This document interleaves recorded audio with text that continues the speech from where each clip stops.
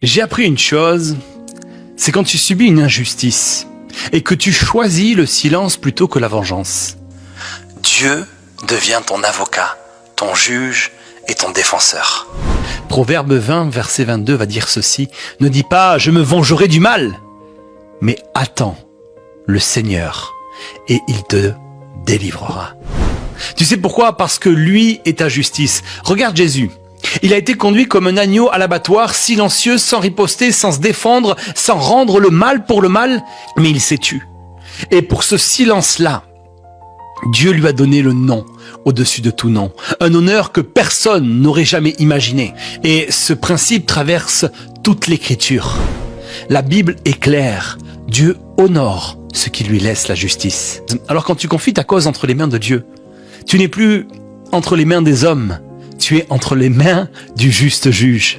Et au moment opportun, au lieu de ta honte, il te donnera un double honneur. Au lieu de la confusion, il te donnera de la joie. Au lieu de la défaite, il te donnera la victoire publiquement. À l'endroit même où tu as été humilié, là où tu as été rejeté, là où tu as pleuré en silence, Dieu te relèvera publiquement. Parce que quand tu refuses de te venger, ce n'est pas de la faiblesse, c'est une prophétie. C'est celle qui dit « Ce n'est pas moi qui me justifiera, c'est Dieu qui me fera justice. »